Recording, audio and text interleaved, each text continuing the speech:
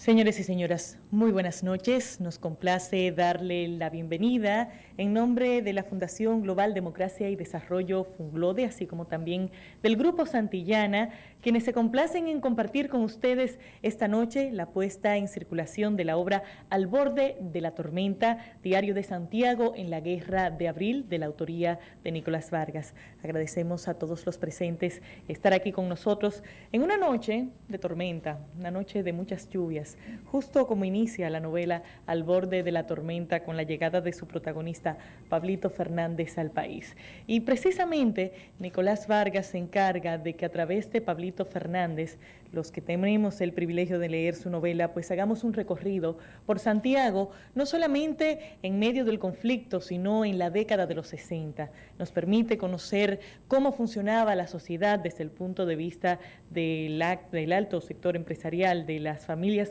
que formaban parte de la oligarquía de esa ciudad y cuál es el rol que esa ciudad juega precisamente en la Revolución de Abril. Un rol que fue mucho más allá de la simple prudencia y que llegó incluso a tener un rol político importante con la intervención del Grupo de Santiago. Precisamente todos estos hechos históricos, que sin dudas son los más trascendentales del siglo XX en República Dominicana, quedan conjugados en esta novela histórica que a través de las historias personales de los personajes que de alguna manera intervienen en la misma nos permiten ver qué pasó en esta época y cómo veía Santiago estos acontecimientos.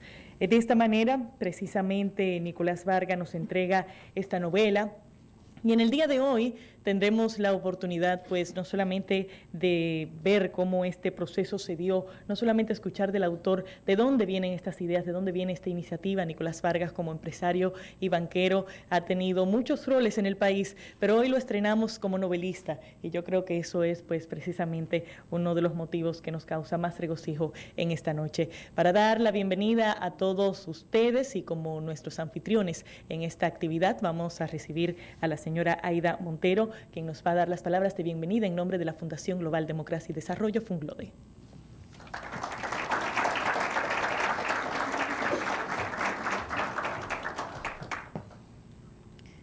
Señoras y señores, muy buenas noches. Ante todo, agradecer a Dios el privilegio de darnos en esta noche este escenario, compartiendo en la presencia de tan distinguidas personalidades. Desde la Fundación Global Democracia y Desarrollo, queremos dar la más cordial y cálida bienvenida a esta presentación y puesta en circulación de la obra Al borde de la tormenta, Diario de Santiago en la Guerra de Abril de 1965, de nuestro gran amigo Nicolás Vargas. La única forma de que las generaciones conozcan la historia dominicana es que los hombres que han sido partícipes y actores en ella se sienten a redactarla, a escribirlas para nosotros conocerla. Nicolás Vargas nos presenta hoy su obra Al borde de la tormenta, un libro redactado con una destreza educacional que estamos seguros será un gran aporte para la literatura dominicana. Dos de los más grandes e importantes requisitos que exige un buen lector al momento de seleccionar su lectura es que la obra definitivamente sea primero que sea de manera instructiva, que sea una obra instructiva, y luego que la obra sea seductora, de manera que en esta noche estamos contando con un escritor que ha logrado ambas en esta pieza literaria. Muchísimas gracias en nombre de la Fundación Global y disfruten de la actividad.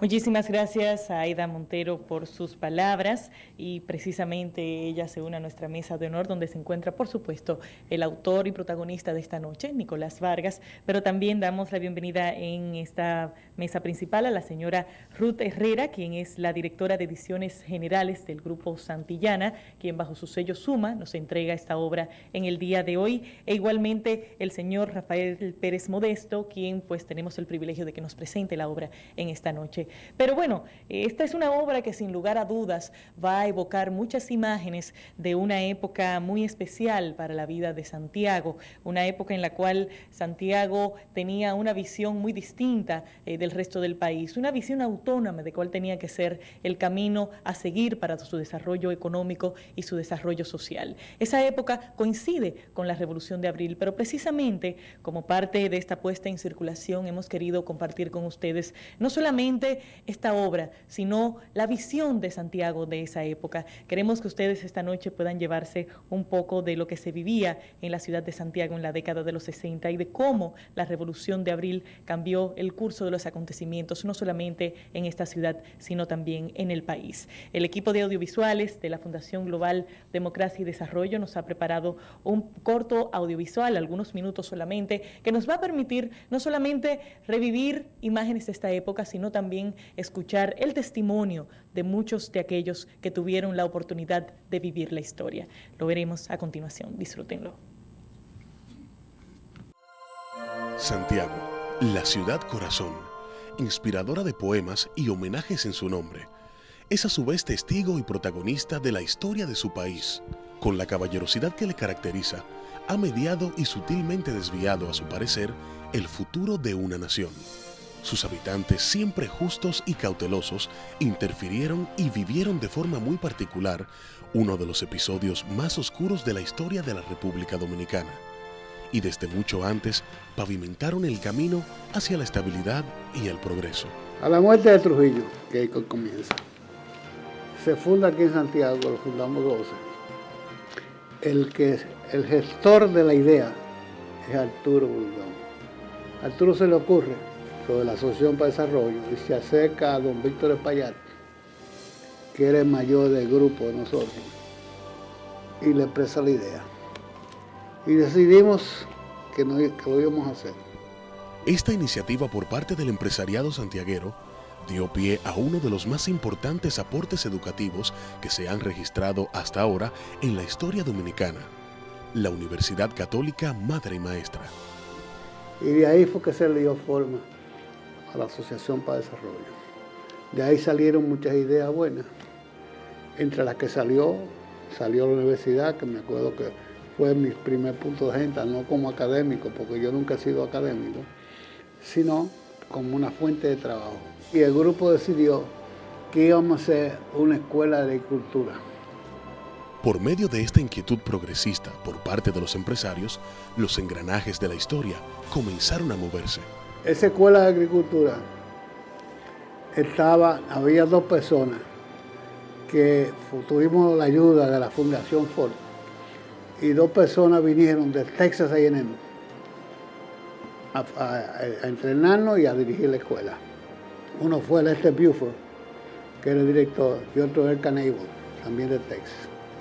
Luego de que esta iniciativa fuera puesta en marcha por el respetable grupo en Santiago, en abril del año 1965, estalla lo que sería conocido a través de los años como la Revolución de Abril, enfrentamiento nacional en el que se perdieron muchas vidas en pos de defender ideologías políticas de índoles opuestas, afectando de una manera u otra a toda la nación. Inmediatamente que estalló en Santo Domingo la revuelta, innegablemente aquí hubo alarma, porque nadie estaba acostumbrado a ese tipo de incidentes. Es decir, que la gente estaba inquieto, no estaban seguros de lo que podía suceder, especialmente aquí en Santiago y probablemente en todo el Cibao. Pocos se imaginaban los propulsores de este aporte educativo, el giro de acontecimientos que él mismo suscitaría dentro del marco histórico del país, y como un golpe del destino, los haría los protagonistas anónimos de los cambios en su nación. Lyndon Johnson, que era el presidente de Estados Unidos, había sido un estudiante de Texas A&M. Y Texas A&M, su presidente era Rutherford, se llamaba el presidente de la escuela. Y él sabía que Rutherford tenía gente aquí, tenía a Buford y a Canable.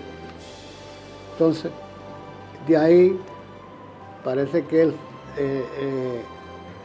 tenía ya la decisión de lo que pasó en abril en la capital, pero quería saber más de República Dominicana, que de ahí sale que él le dice a Rhodes que él sabe que él tiene gente aquí, que quiere que le diga, que le hable un poco de República Dominicana.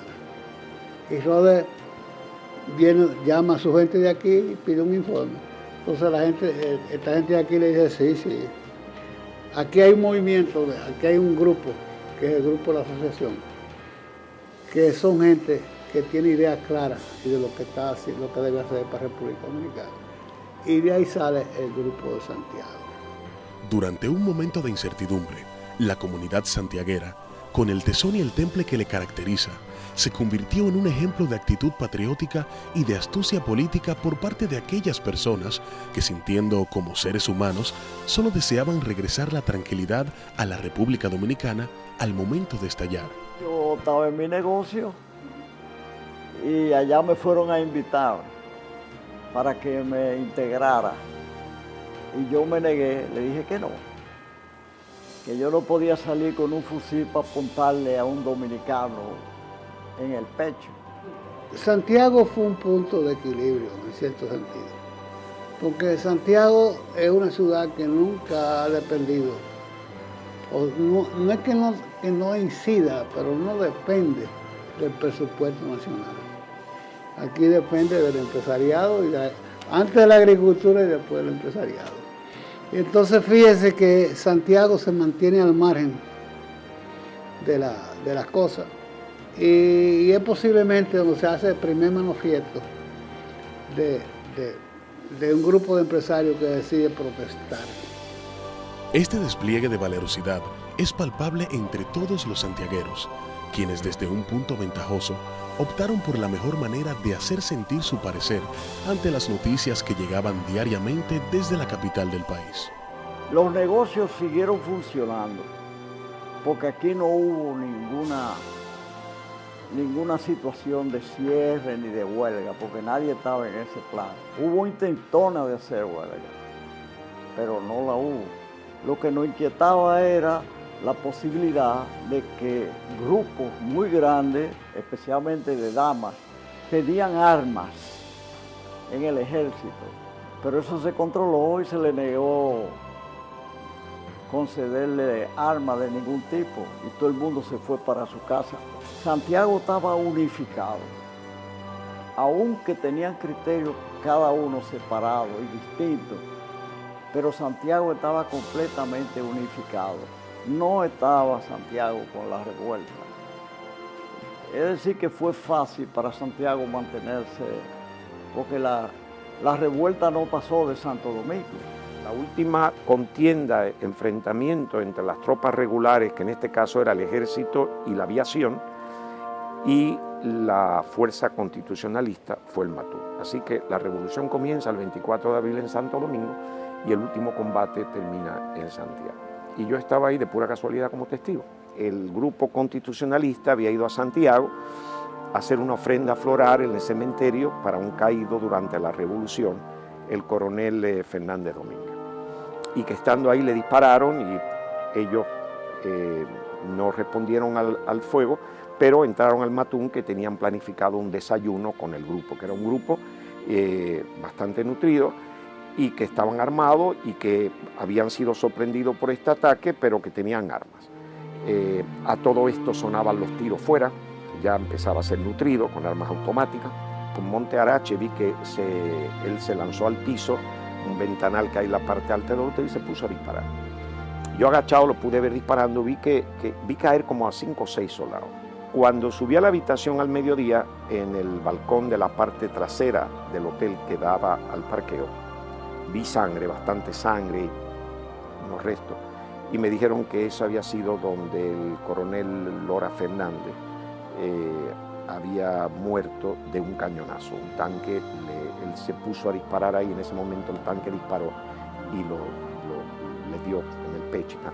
En fin, había arresto. Eso fue lo único que yo supe, que hubiera caído alguien, él y un sargento que lo acompañaba muy bien. Finalmente oímos ese helicóptero y ya sabíamos que eso eran las fuerzas de intervención americanas. Llegaron, rodearon el hotel, unos oficiales llegaron al lobby del hotel y nos dijeron que ya ellos habían ocupado la zona que las fuerzas dominicanas se estaban retirando del lugar y que a nosotros nos evacuarían por helicóptero a Santo Domingo. Es por medio de la unión sólida y los deseos claros de la sociedad santiaguera que dentro de la misma comunidad se establece un parámetro firme, la paz, y con la misma todo un pueblo sobrevive al borde de la tormenta.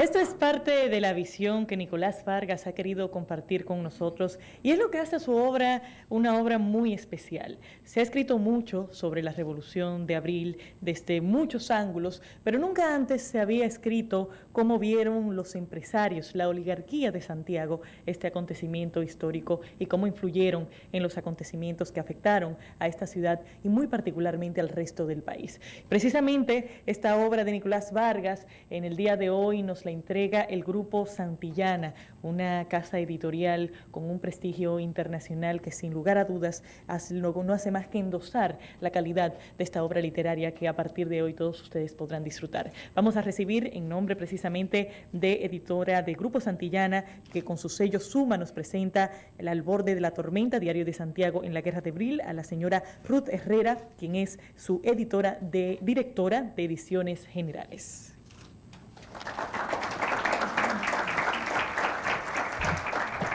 Gracias. Buenas noches.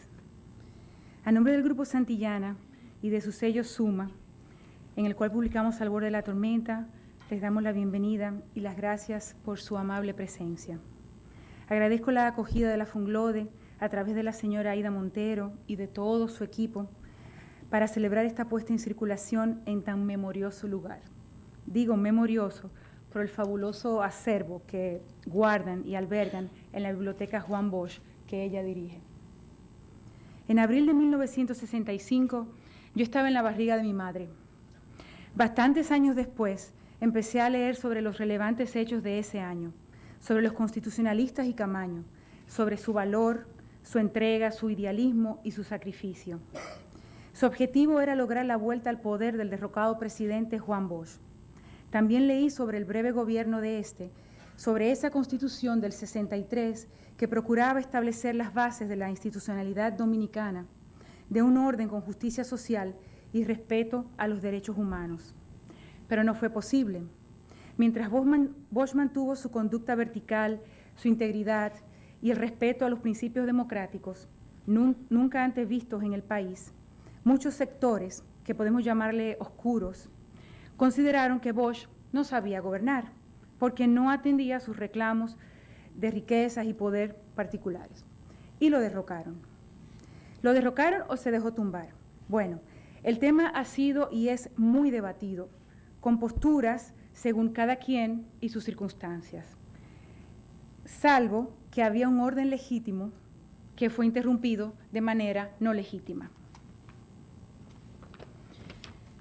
Por mi lado, he simpatizado con esos constitucionalistas que arriesgaron y dieron sus vidas por devolver al poder a un presidente recto y decente.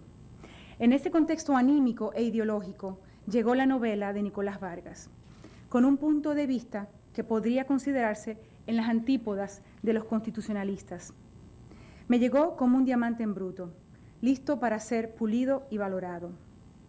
Era una novela que se disponía a contar a través de la voz y los ojos de un joven universitario de la clase alta empresarial de Santiago y por medio de su diario, los hechos que estallaron en abril de 1965, pero que venían incubándose, cocinándose desde años antes. También la novela de Nicolás recoge estos antecedentes, siempre vinculados a la historia de la familia de Pablito Fernández, que es nuestro narrador y protagonista, tal como debe ser en el contexto de una historia novelada. Me pareció un relato distinto, novedoso y fresco de aquel conflicto, que fue un momento decisivo y determinante en la historia dominicana del siglo XX. Había muchas preguntas en el aire antes de tener este proyecto de libro en las manos. ¿Qué había pasado en Santiago durante esos meses mientras se luchaba en la capital y la sangre se derramaba por las calles? Mientras avanzaban lentamente y se estancaban las negociaciones en busca de una salida al conflicto. Mientras se tensaba la cuerda de los bandos enfrentados, se demolían las esperanzas de un lado y se avisoraba una victoria, entre comillas, desde el otro. ¿Dónde estaba Santiago? ¿Qué pasaba allí? ¿Qué hicieron? ¿Cómo se vieron afectados? ¿Cuál era la posición de los sectores de poder? El silencio, también entre comillas, en torno a esta ciudad, y digo silencio desde una óptica y desde la historia sin duda muy capitalcéntrica de los constitucionalistas y su gesta, solo podía estar cargado de interrogantes. Luego, para un editorial, un texto que explora y responde interrogantes de peso, sea desde el género histórico, desde el testimonio o la crónica, o bien desde la ficción, pues es un libro que merece ser publicado. Sin pretender dar respuestas absolutas ni definitivas, la novela de Nicolás nos lleva a ese momento y a ese lugar. Santiago en 1965.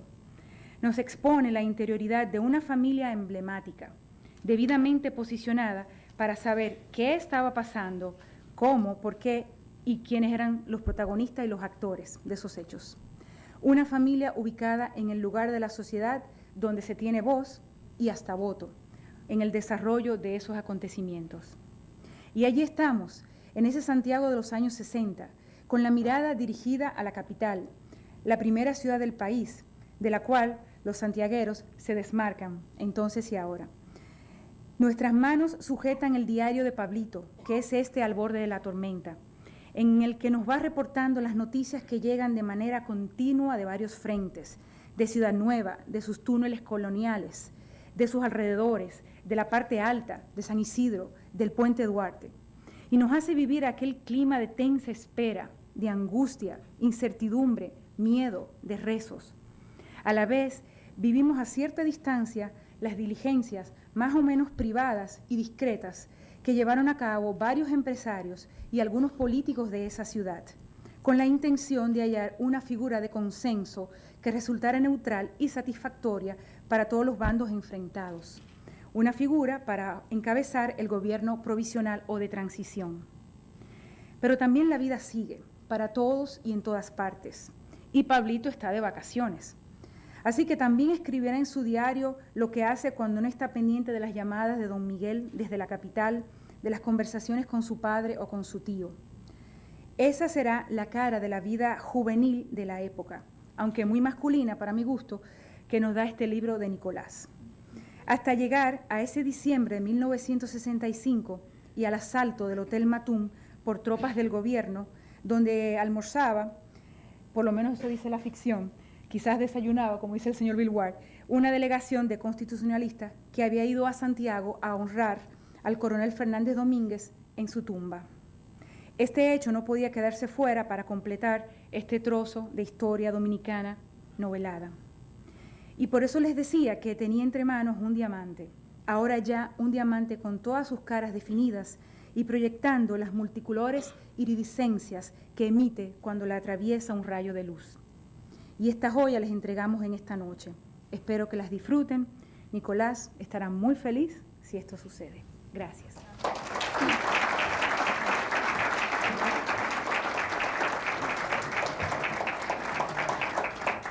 Las palabras de la señora Ruth Herrera, directora de Ediciones Generales de Grupo Santillana, quien bajo su sello Suma hoy nos entrega Al borde de la tormenta. Y bueno, precisamente, como nos explicaba Ruth, esta es una novela histórica que aunque tiene sus elementos de ficción, sobre todo en torno a la vida de Pablito Fernández, tiene muchos elementos que fueron tomadas de una realidad que muchas veces es difícil de contar, pero sobre todo para un autor de una novela histórica es difícil mantener la objetividad y mantener la dureza de los hechos que ocurrieron en esa época. Y precisamente en esta noche no no vamos a contar con otro novelista para que nos presente la obra, sino como un hombre que se ha dedicado a estudiar la historia, muy particularmente la historia de esta época de 1965. Contamos con la presencia del señor Rafael Modesto, quien además de una larga carrera es el productor del documental Guerra Constitucionalista del 65. Por lo tanto, no solamente un gran interesado, sino un gran conocedor de esta época, y precisamente él es quien tiene a su cargo presentarnos la obra Al borde de la tormenta, Diario de Santiago en la Guerra de Abril. Le damos la bienvenida.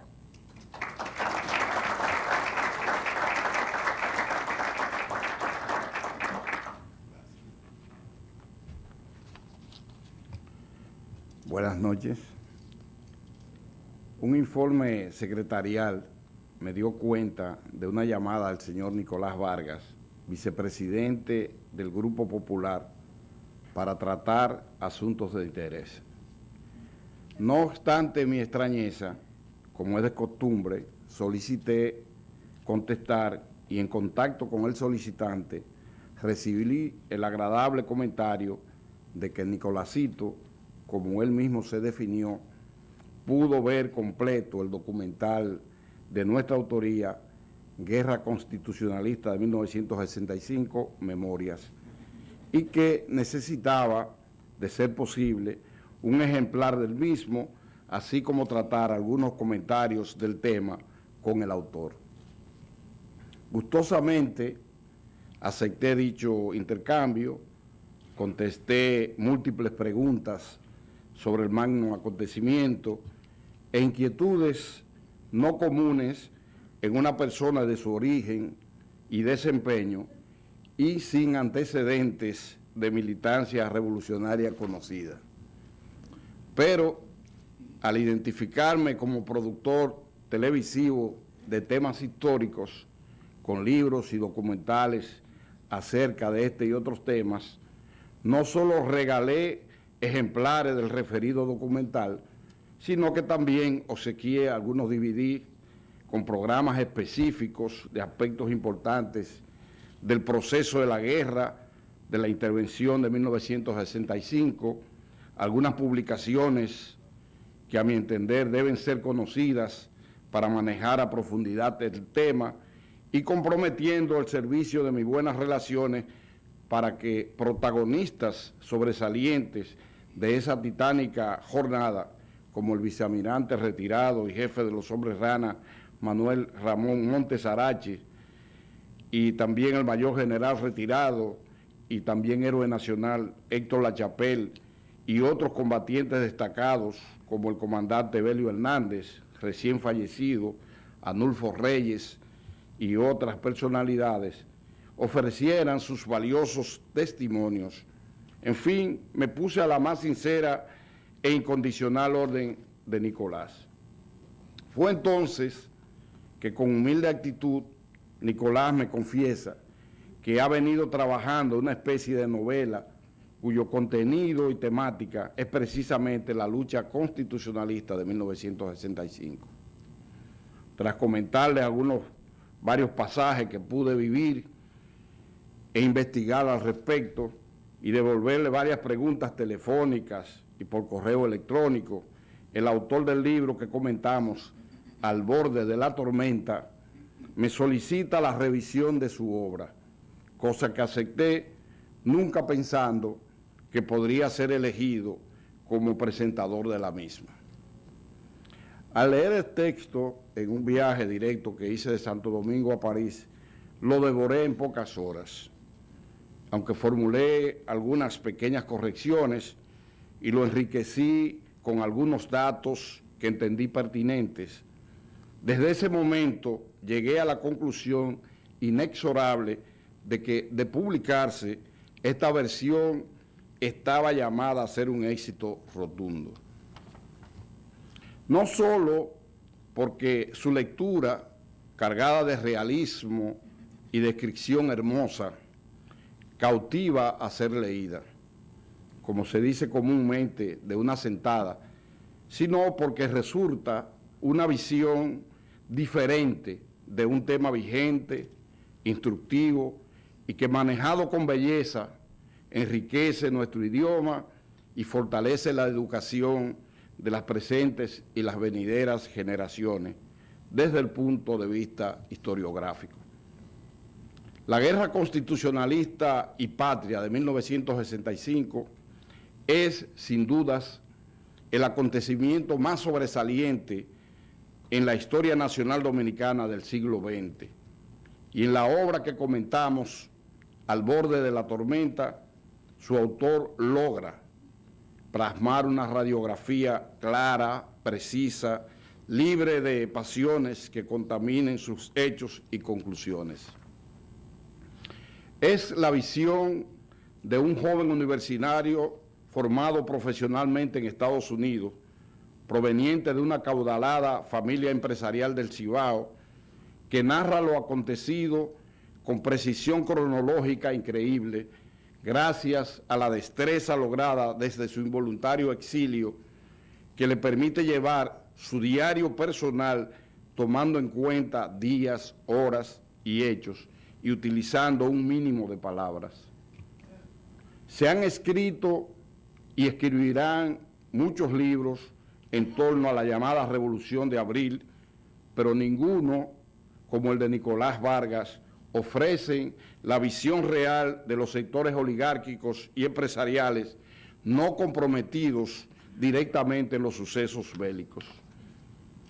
Valiéndose de ciertas e inventadas conversaciones telefónicas, cablegráficas y personales, la familia Fernández, protagonista del libro, muestra cómo el peso específico de ese llamado Clan de Santiago, oligarquía santiaguera o sector progresista, empresarial o como se quiera llamar, proponía, incidía, influenciaba, determinaba, muchas veces decidía qué debía hacerse en el curso de acción de esos acontecimientos.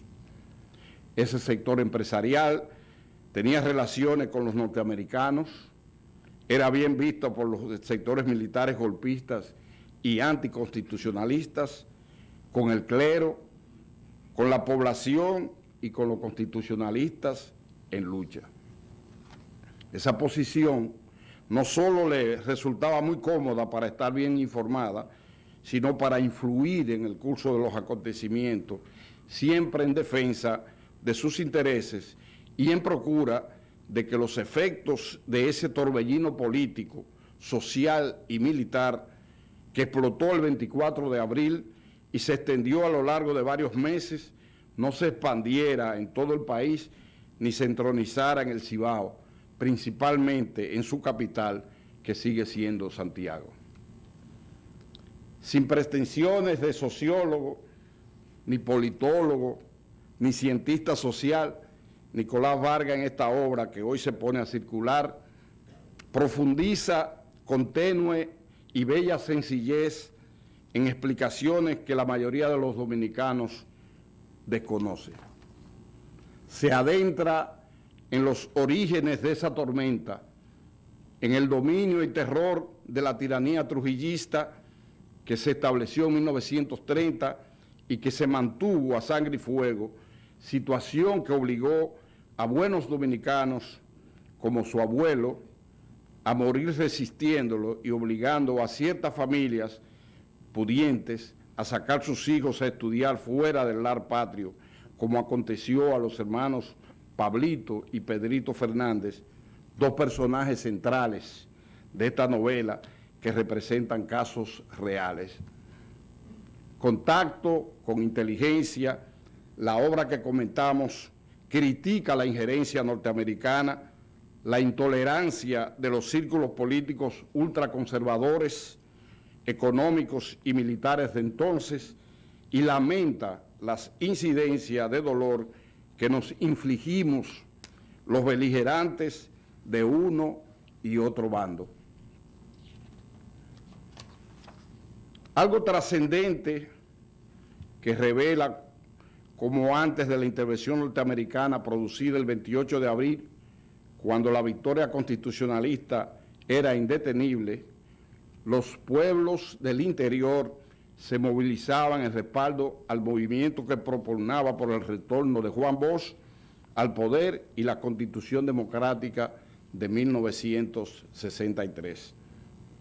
Originalmente, los cuarteles y las dotaciones militares y policiales brindaban respaldo aparente al sector de militares y civiles constitucionalistas, concentrado su dirección en la capital del país.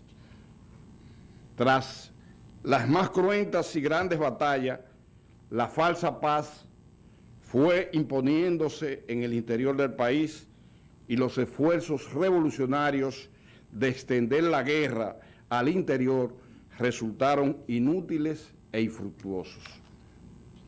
La tormenta se sintió en todos los rincones del país y de una u otra manera incidió y afectó a todos los sectores de la vida nacional.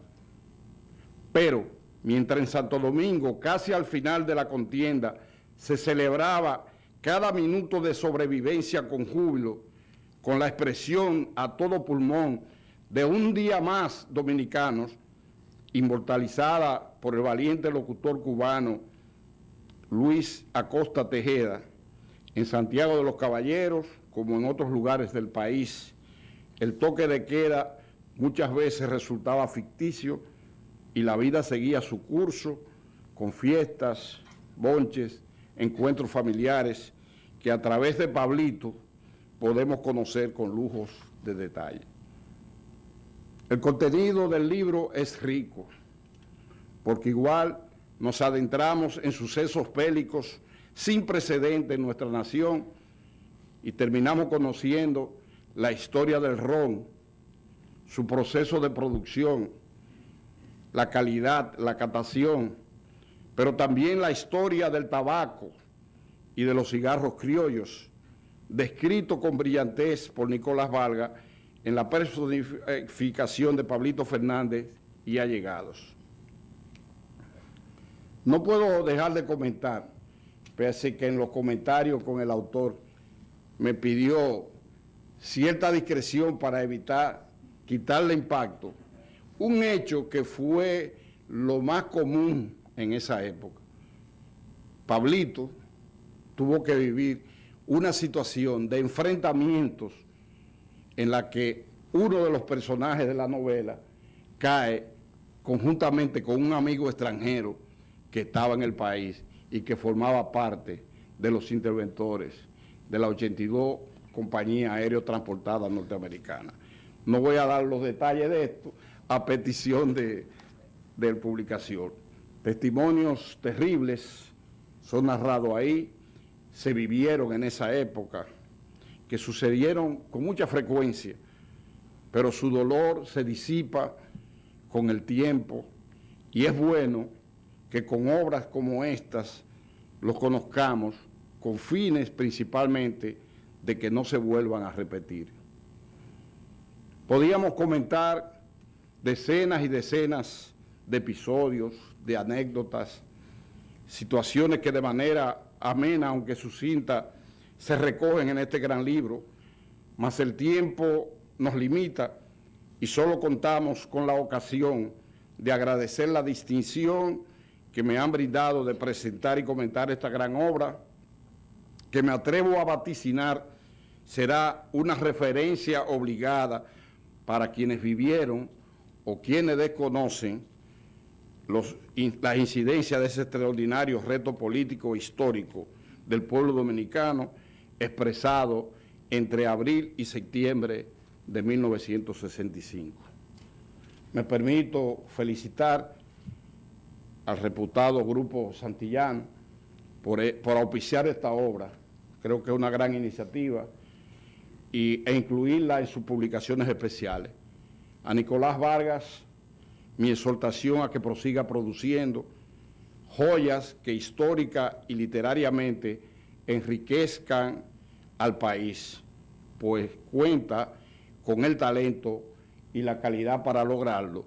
Y ustedes, amigos presentes y que podrán ver este programa, tendrán la ocasión de verificar de que es una obra auténticamente realista, hecho con un sentido de la historia y con un sentido de la nacionalidad dominicana. Muchas gracias.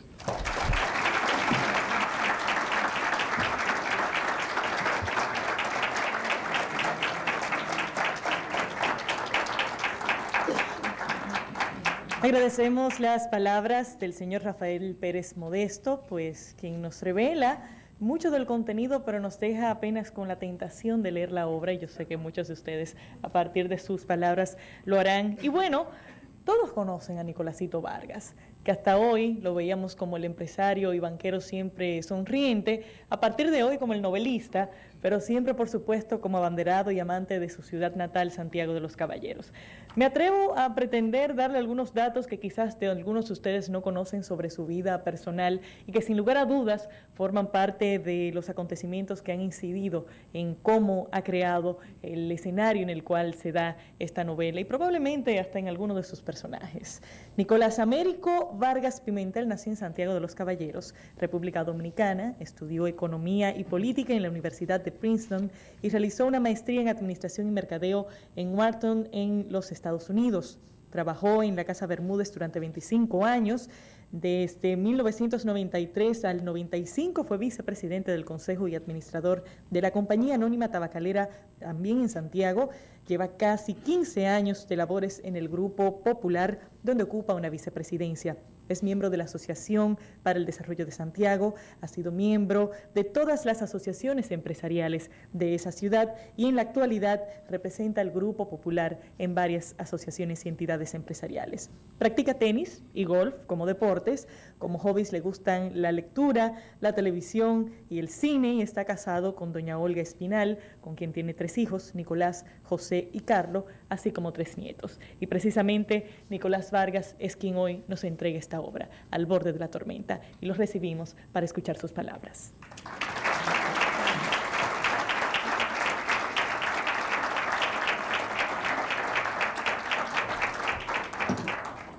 Laura, muchas gracias por tus palabras. Laura Castellano Vargas, prima y santiaguera. Por más grande que traté de poner las letras en mis palabras aquí, voy a tener que ponerme los lentes como quiero. Bueno, yo creo que más apropiado no puede estar el título de la novela de Al borde de la tormenta, con toda esta agua que ha estado cayendo aquí. Y eso hace doble en mi agradecimiento a todos ustedes por acompañarnos en esta actividad. Buenas noches, damas y caballeros, amigos. Muchas gracias por estar aquí en este momento inusual e importante para mí. Debo confesar que me siento algo extraño, parado de este lado de este magno auditorio, en vez de estar sentado ahí con todos ustedes, como lo he hecho en tantas otras ocasiones, en la audiencia de excelentes conferencias de diferentes temas económicos, sociales, literarios, celebradas en este prolífero y prestigioso centro académico, la Fundación Global Democracia y Desarrollo. Por esto me siento muy satisfecho, orgulloso y agradecido de la gentileza de sus funcionarias por haber puesto a nuestra disposición estas facilidades. Les reitero mis gracias a la señora Aida Montero de Jiménez y su eficiente y entusiasta equipo, y le he pedido hacer extensiva estas gracias al presidente de esta fundación, nuestro apreciado presidente de la República, el doctor Leonel Fernández Reina. Aida, muchas gracias también por tus palabras. Igualmente, repito las gracias a don Popi Bermúdez y a don Miguel Lama, que ustedes presenciaron en el video, y al amigo Bill Wall, que nos acompaña con su presencia, por el tiempo que gustosamente le dedicaron a estas entrevistas en este interesante video que acabamos de ver y que espero que ustedes hayan disfrutado. Gracias por tus palabras, Ruth Herrera, y gracias también por tus palabras, amigo Rafael Pérez Modesto. Al oír ahora a Rafael, estoy casi convencido de que realmente me he graduado como escritor. Conociendo su condición de ministro, historiador y escritor, me siento muy halagado por sus elogios del libro y es mi esperanza que ustedes también lo encuentren tan interesante como él. Mi manifestación de agradecimiento que ustedes merecen la haré más extensiva un poco más adelante. Pero primero me quiero referir a algo que estoy seguro está en la mente de la mayoría de ustedes. Esto por las varias veces que ya me han hecho la pregunta. Precisamente hace un ratico me la acaba de repetir una amiga cuando, adoptando esta pose tan típica de las mujeres, me dijo, pero ven acá, Nicolásito, explícame este atrevimiento tuyo de ponerte a escribir un libro. Bueno, también juzgando por las personas que ya han leído el libro, que es una novela histórica, la otra pregunta que muchos de ustedes tendrán seguramente es la siguiente. Pero dime, Nicolásito, de eso que tú escribiste, ¿cuánto es ficción? ¿Y cuánto fue realmente vivido por ti? Bueno, con respecto a esta pregunta, les adelanto desde ahora que la mayoría de las experiencias relatadas en el libro por el personaje ficticio Pablito Fernández son pura y únicamente fruto de la imaginación del autor. Casi todas. Cuando lean el libro se darán cuenta de por qué yo hago esta aclaración. Sin embargo, con respecto a este tema y en justicia a mi familia, Vargas Pimentel, y especialmente a nuestro padre Nicolás Vargas Fernández, debo sí aclarar que los acontecimientos relatados en el libro durante la era de Trujillo, y que ya Rafael tocó de la familia, lo que sufrió la familia de Pablito Fernández en el libro, en la realidad lo padeció la familia de nuestro padre. De hecho, el propio presidente Juan Bosch, en su breve gobierno en el 1963, dispuso que la corta calle de penetración a los Molinos Dominicanos, en Villa Duarte, del otro lado del río, lleve, y como todavía tiene, el nombre de su padre, de nuestro abuelo Olegario Vargas. Y esto por los méritos de su corta vida durante la incipiente tiranía de Trujillo. En cuanto a la respuesta a la primera pregunta, sobre qué me motivó a escribir este libro, la dejaré para el final de mis breves palabras. Ahora, habiendo estado en varias presentaciones de libros, debo confesar que la parte, diríamos, menos interesante para los invitados es la de dar las gracias. Pero me he dado cuenta que en estos complejos proyectos de escribir un libro, parece que es común que hayan personas cuya colaboración ha sido tan importante que se deben mencionar, y a modo de expresar mi agradecimiento, pero para hacerlo más interesante tal vez para ustedes y hasta ilustrativo, principalmente para aquellos de ustedes que pueden estar interesados en escribir, en animarse a escribir una novela. Voy a mencionar a estas personas en el orden cronológico más o menos que entraron a participar en la producción de este libro. Un día se me ocurrió comenzar a escribir una historia. Me programé para hacerlo durante los fines de semana en mis tiempos de ocio.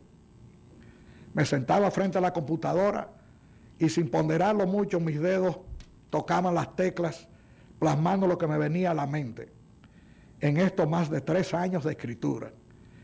Y así se inició este relato, recordando el estilo de los cuentos de nuestros abuelos, que comenzaban diciendo: había una vez un joven llamado Pablito. Al escribir, para validar los méritos de lo que había producido, yo diría que aplicaba una técnica de mercadeo de investigación, de encuesta de grupo focal, entregando lo escrito a diferentes personas y ampliando cada vez los participantes para incluir diferentes segmentos de la población y oír sus opiniones. Cuando tuve varios capítulos escritos, se lo daba primero a mi editora familiar, Olga, para que fuera corrigiendo y dándome su opinión. Después de varios capítulos de aprobación, incluía a mis hijos Nicolás, José y Carlos, y sus esposas, teniendo así opiniones de ambos géneros y de un segmento más joven. También personas como Yanidalia Grullón de González, aun siendo mi sobrina de cariño, tenía una visión más objetiva. Bueno, para mi satisfacción, la reacción de todos ellos fue muy buena, encontrando el libro muy interesante. Para escribir el marco histórico del libro, cada vez que lo consideraba necesario, intercalaba lecturas de libros sobre la Guerra de Abril, de varios escritores connotados, tales como el amigo Hanler Herman, a quien agradezco sus palabras de aliento cada vez que nos juntábamos, Víctor Grimaldi, Arlette Fernández, la viuda del coronel Rafael Domínguez. También muchas horas de investigación en el archivo OGM del periódico El Caribe y entrevistas con varias personas, tales como Pedro Manuel Casals Victoria y don Donald Rick Cabral, que en paz descansen, quienes me ayudaron a aclarar algunos aspectos de los primeros días a partir del sábado 24 de abril de 1965. Sobre estos confusos días me ayudó mucho también el general Iván Aquiles Hernández Oleaga, que nos acompaña, con informaciones no conocidas sobre la toma del Palacio Nacional y el apresamiento del entonces presidente Donald Reed. Tenía gran curiosidad sobre lo que realmente ocurrió entre los combatientes constitucionalistas durante la batalla del Matún, el domingo 19 de diciembre de este mismo 1965. Para esto y otros importantes detalles del papel del coronel Francisco Alberto Camaño Deñó, tuve la suerte de la valiosa colaboración del amigo general Héctor Lachapelle Díaz, con quien nos reunimos por horas, gracias nuevamente a la intervención de Rafael Pérez. Del sector empresarial ya ustedes vieron el video, y debo mencionar también a don Alejandro Grullón y don Papía Narri, con quienes, investidos de su gentileza acostumbrada, me junté varias veces en la Torre Popular y quienes me brindaron importantes informaciones del punto de vista del empresariado, tanto de Santiago como de la capital, con respecto a estos acontecimientos bélicos.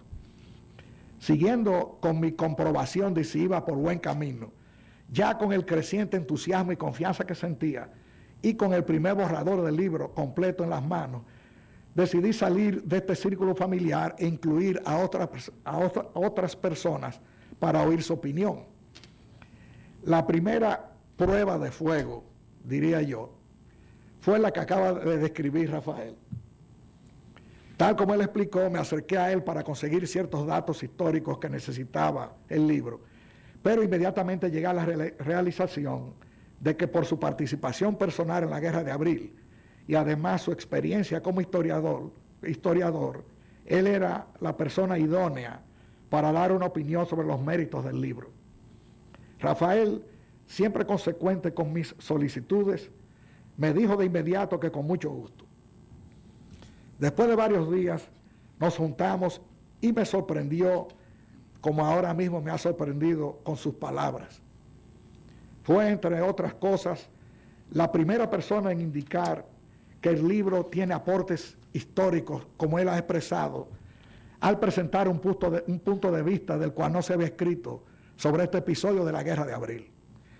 La segunda prueba de fuego, pensando ya más en comprobar el valor literario del libro, fue la sugerida por el amigo Tácito Cordero de Santiago, quien me recomendó que le solicitara que leyera el borrador del libro al amigo arquitecto DOI Salvador Gautier, escritor de varios libros y ganador del Premio Nacional de Literatura.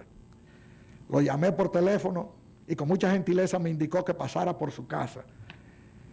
Pasé y le entregué el libro y me dijo con amabilidad: Nicolás, yo lo leo con mucho gusto, con la condición de que tú me permitas ser bien franco contigo y que si entiendo que no tienes mérito para publicarse, te lo pueda decir claramente. Tragando en seco, le contesté que yo estaba plenamente de acuerdo, que esa opinión objetiva y sincera era lo que estaba buscando.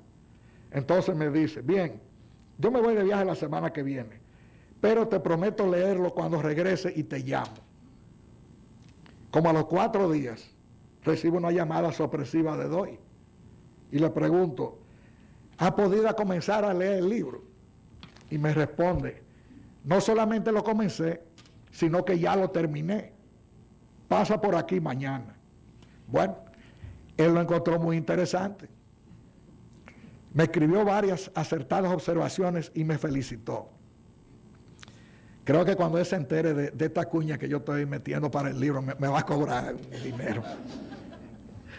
Menciono estos detalles para manifestar que estaré siempre agradecido de Doy por su tiempo y sus opiniones.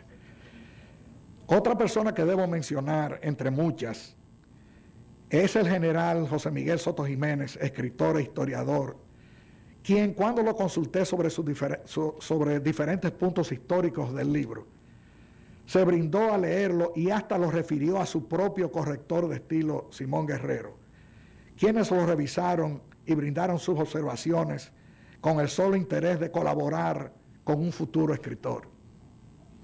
Para alegría mía, nuevamente la opinión fue muy favorable. Debo mencionar que nos acompaña también a José del Monte, que pasamos algunos domingos juntos, hizo unos aportes que están vinculados a un episodio importante de la novela, y ya ustedes se darán en cuenta al leerlo y no voy a anticiparlo. Bueno, entonces, ya lleno de confianza, decido que es hora de la prueba final, acercándome a una casa editorial para publicar el libro. Le solicité su colaboración a mis amigos y compañeros de trabajo en el Grupo Popular, José Mármol, conocido poeta y escritor, y a Felipe Pajés, con quien también trabajamos juntos. Ambos leyeron el borrador del libro, coincidiendo en sus observaciones y en su aprobación entusiasta del libro. Fue fácil determinar que la mejor editorial con asiento en el país era el Grupo Santillana. Grupo español con presencia en gran número de países. Tanto José como Felipe me apoyaron en mi ambición y atrevimiento de dirigirme a esta institución y fueron quienes gestionaron con la directora de Ediciones Generales del Grupo Santillana, mi ahora compañera de proyecto, Ruth Herrera, que ella me abriera las puertas de su oficina. Por esto y muchos otros actos de colaboración estaré siempre agradecido de José y de Felipe. Debo añadir que algunos experimentados escritores, tal vez con el deseo de evitarme desilusiones, me advirtieron, antes de yo acercarme a la editora, me advirtieron realísticamente que estas importantes editoras, como es lógico, generalmente solamente acogen libros de escritores ya establecidos. Aún así, me presenté ante Ruth con confianza, tratando de ocultar mi aprehensión. Ruth me recibió con mucha cortesía, pero aunque ella no lo ha admitido todavía, creo que ayudó a que me recibiera en su oficina su curiosidad, porque al rato que teníamos conversando ahí, me hizo la misma pregunta que le mencioné a ustedes anteriormente. Don Nicolás, ya yo conseguí que me diga Nicolás, ya estamos terminando. Don Nicolás, siendo usted banquero y ya en esta etapa de su vida, ¿qué lo animó a usted a escribir un libro? Más o menos así fue. En todo caso, recibió el libro y me dijo que su ponderación toma 3 o 4 meses y que no los llame, que ellos me llamarían a mí. Ya tú sabes.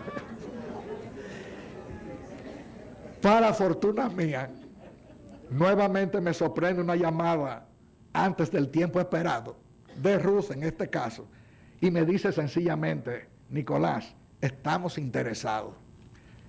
Yo ni pedí permiso en el banco y arranqué de una vez a hablar con Ruth. Aprovecho para expresarle nuevamente a Ruth Herrera y a su equipo editorial las gracias por su manejo profesional del trabajo que hemos realizado juntos, consiguiendo con sus pautas y sus sugerencias enriquecer la historia del libro. Para darle unos casos ilustrativos, y yo esta cosa la menciono porque creo que puede ser interesante para ustedes y mucha gente que me dicen a mí que tienen el interés de motivarse a escribir. Para darles unos casos ilustrativos, por ejemplo, al principio yo tenía varios títulos para el libro, tales como Un verano en el trópico de Cáncer, más o menos, Conflicto en el Caribe, Tormenta en el Caribe, ya me estaba acercando ya. Pero Ruth me decía, Nicolás, me gustaría que pensaras en otro título, tal vez más universal, no local, pues esta es una historia que pudo haber ocurrido en cualquier país del mundo y que ese título, además de reflejar el contenido del libro, llame más la atención, despertando inquietudes en el posible lector. Ponderando esta sugerencia, me inspiré en el título final, Al borde de la tormenta, que espero que le llame la atención. Otro ejemplo que creo les interesará es que me dijo, Nicolás, tú mencionas en tu libro dos personas que deben ser muy interesantes. Doña Ana, la mamá del narrador de la historia, la mamá de Pablito, y la novia del hermano de Pablito, Mati Lora. Yo creo que al lector le gustaría conocer más de ellas, me dice Ruth. Eso me motivó alegremente a ser más elocuente con esos apreciados personajes y a hacer más interesante la narración. Bueno, finalmente ahí tienen el libro. Pero no voy a terminar mis palabras sin cumplir con contestarle la primera pregunta que mencioné. ¿Qué me motivó a escribir esta historia? Y trataré de explicarla también con la esperanza, como dije ahorita, de que sirva de motivación para esos que tienen la inquietud de escribir. Debo confesarle que estas explicaciones bonitas que voy a mencionar me vinieron después de haber escrito el libro, tratando de buscar una razón. El mencionado refrán, siembra un árbol, ten un hijo, escribe un libro, indudablemente puso su granito de arena como motivación. Ya algunos de nosotros que pasamos de 50 años de edad, pensamos en las cosas que deseamos y que todavía nos quedan por hacer en esta efímera vida. He sembrado docenas de árboles, desde que era un muchacho en la finca de nuestros padres, y más ahora en el Banco Popular, con nuestro apadrinamiento del Plan Sierra, que dentro del cual tenemos más de 10 años, yo creo, anualmente haciendo operativos con el personal de la institución, en cuyos operativos hemos sembrado miles de pinos en las sierras de la Cordillera Central. Por otro lado, gracias a Dios, tenemos 3 hijos y 3 nietos hasta ahora. Solamente me faltaba el libro.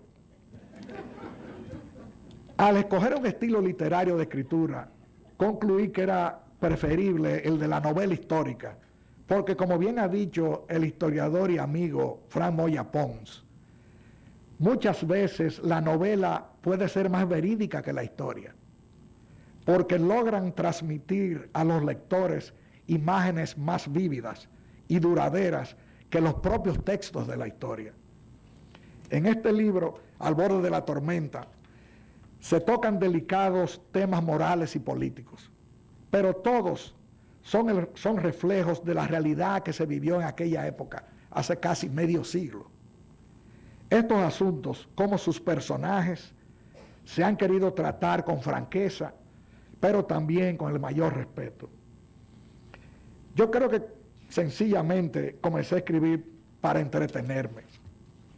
Pero después de terminar el libro y oír los interesantes comentarios de los pocos que lo han leído, pensándolo bien, he concluido que una de las razones que más me motivaron fue la de dejar para actuales y futuras generaciones un humilde testimonio, en parte de un estilo de vida de aquella época que yo añoro con nostalgia, donde en ese Santiago de los 30 caballeros, todos éramos conocidos y amigos, donde se disfrutaba con tranquilidad, sin ni siquiera pensar en seguridad, estar en las calles en las madrugadas y dar y oír serenatas paseando en coche, de cruzar a caballo las aguas del Yaque que circundan a Santiago, viviendo la experiencia increíble de sentir el animal a mitad del río,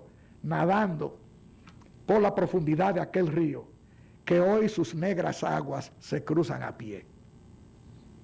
Estas privilegiadas experiencias ya no las vivirán mis nietos.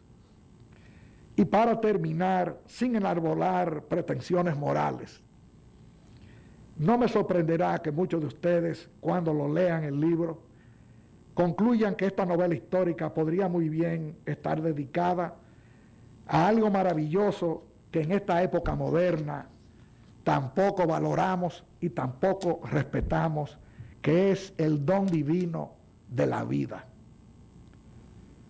Bueno, el parto de este libro duró mucho más de 9 meses, pero gracias a Dios y a todos los que colaboraron con él, hoy es una feliz realidad. Aprecio mucho la presencia aquí de cada uno de ustedes y deseo que así como yo disfruté escribiendo el libro, ustedes al leerlo también lo disfruten. Como una nota informativa, y ya que Rafael me ha invitado como que así a que siga escribiendo, mi deseo realmente es seguir escribiendo y completar una trilogía, continuando con la historia de Pablito Fernández desde el 1965 hasta el presente. Así pues, me despido de ustedes tal como se despide Pablito en el libro, no con un adiós, sino con un hasta luego. Muchas gracias y buenas noches.